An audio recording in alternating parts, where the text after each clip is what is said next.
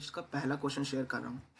ये सारे के सारे जो मेरी आगे की फर्दर प्लेलिस्ट आएगी वो सारी के सारी क्वेश्चंस पे बेस्ड होगी, बेसिक क्वेश्चंस पे। इसी प्लेलिस्ट में जो है बेसिक क्वेश्चन जो है चलता रहेगा C plus plus C plus plus की फर्दर वीडियोस जो है वो बनेगी। अभी हम बात करेंगे सी पर। तो ये क्वेश्चन बेस्ड है कि write a C program to compute the sum of the two input values. Two inputs values हमें लेनी है, किससे? यूजर से लेनी है। उसको यूजर से लेकर के उसका सम निकालना है।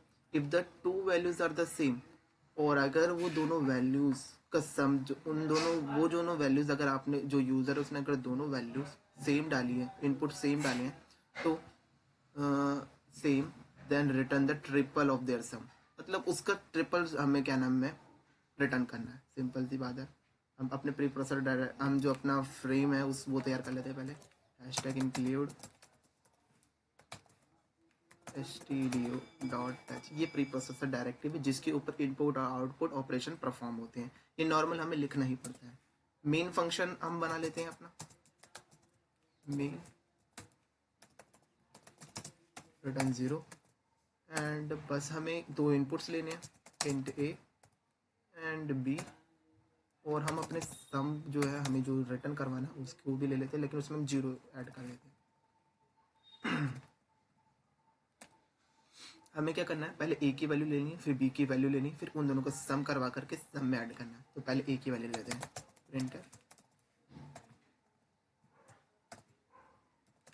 Enter the value of A, scan of करवा लेंगे जिससे कि उस वेरिएबल ए वेरिएबल जो बना है हमारा, ये जो है हमारा वेरिएबल है जिसके अंदर हमारा डाटा जो है वो एंटर होता है, वो सेव होता है।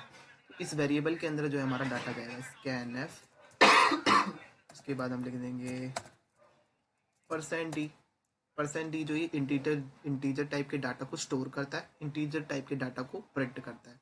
और स्टोर करने के लिए एड्रेस लगाना पड़ता है हमें सी प्रोग्रामिंग के अंदर। एड्रेस ए में जो है वो डाटा सेव हो जाए, जो भी ए का डाटा आएगा वो एड्रेस ए पे जाकर के सेव हो जाए, ए वाले वेरिएबल पे जाके सेव हो जाए। इस लाइन का मतलब है।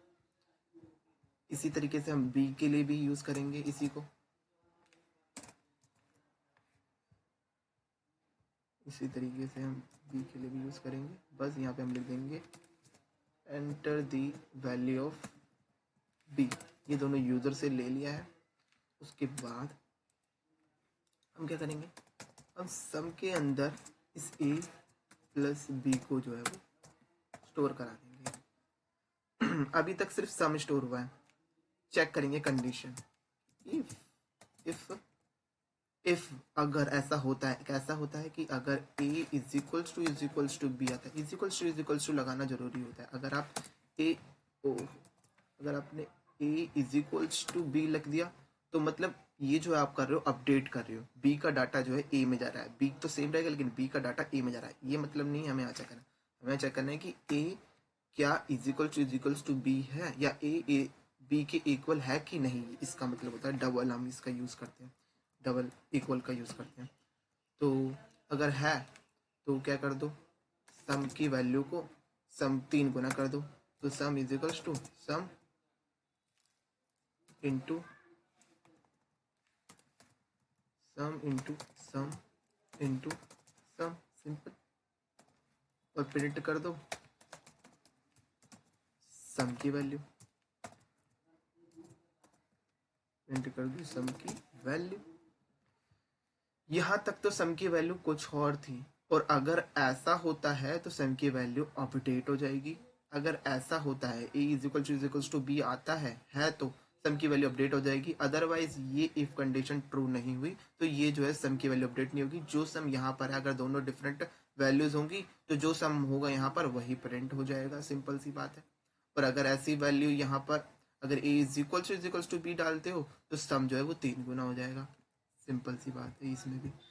और बस और कुछ करना नहीं है, हम कंट्रोल प्लस सेव कर देंगे। हम अपने कोड को थोड़ा फॉर्मेट में डाल देते हैं। फॉर्मेट डॉक्यूमेंट पे क्लिक कर देंगे एंड हमारा कोड जो पूरा का पूरा फॉर्मेट में आ चुका है। सिंपल सी बात। और अब इसको हम रन करवाते हैं।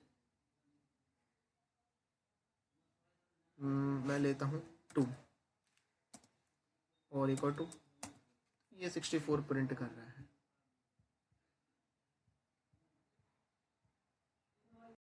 मैं लेता हूँ क्या 2,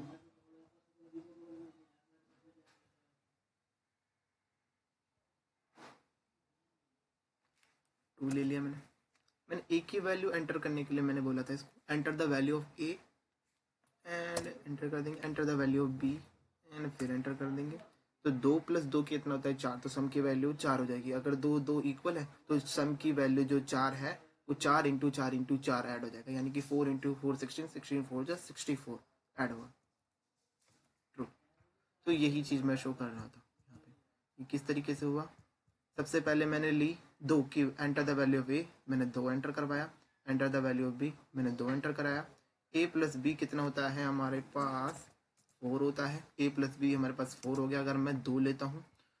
और क्या ए और इज इक्वल टू बी है, 2 इज इक्वल टू 2 है, बिल्कुल 2 इज इक्वल टू 2 है। तो सम इज इक्वल्स टू क्या हो जाएगा, सम इंटू सम। सम की वैल्यू क्या है 4, 4 × 4 × 4 64 और वो ऐड हो जाएगा सम में जाके। प्रिंट कर दो सम, कुछ नहीं हो गया।